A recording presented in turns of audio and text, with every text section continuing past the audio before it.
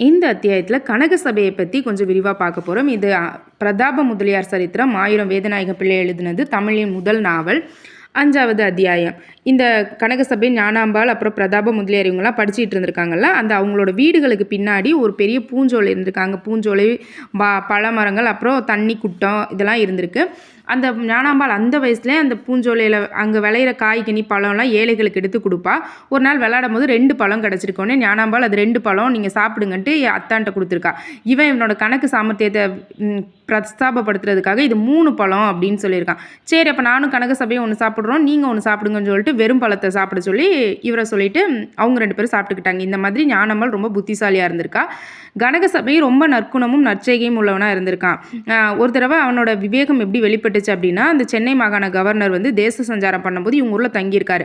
அப்போ ஊரை சுற்றி பார்த்துட்டு வரலான்ட்டு மாறு வேஷத்தில் போகும்போது அவர் வந்து பாதையை மறந்துட்டார். அந்த வழியில் நின்று இந்த இவனை கூப்பிட்டு எனக்கு கவர்னர் ஏரியா கூட்டு போ அப்படின்னு சொல்லி சொல்லும்போது கனக சபையும் அவரோட வண்டியில் போகும்போது கனக சபை சொல்கிறான், உங்களுக்கும் கவர்னர் யாருன்னு தெரியாது, எனக்கும் தெரியாது, எப்படி கண்டுபிடிக்க அப்படின்னோடனே யாரை பார்த்தோன்னே அவங்க எந்திரிச்சு நின்று தொப்பியை கலத்துறாங்களோ அவங்க தான் கவர்னர்னு சொல்கிறாங்க.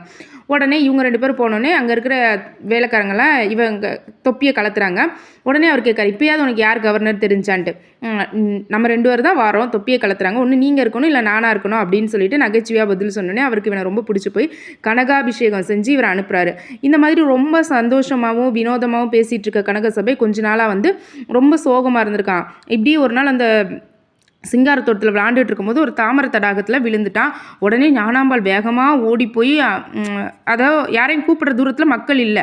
உடனே அந்த வழியாக ஒரு சன்னியாசி வந்திருக்காங்க. உடனே எனக்கு அவனை காப்பாற்றி கொடுங்க அப்படின்னு கேட்கணும். காப்பாற்றினா என்ன தருவனோடனே என் கை காலில் இருக்க நகையெல்லாம் தரேன்னு சொல்லிட்டு படக்குன்னு காதில் இருக்க கம்மலை கலத்த ஆரம்பிச்சிட்டா. வேணாம் அப்படின்னு சொல்லிட்டு உன் மனசு என்னன்னு தெரிஞ்சுக்கிறதுக்காக தான் நான் பார்த்தேன் அப்படின்னு சொல்லிட்டு அவனை காப்பாற்றி ஒரு பிராணனை காப்பாற்றி கொடுத்துட்டேன்னு சொல்லிட்டு அவர் போகிறாரு.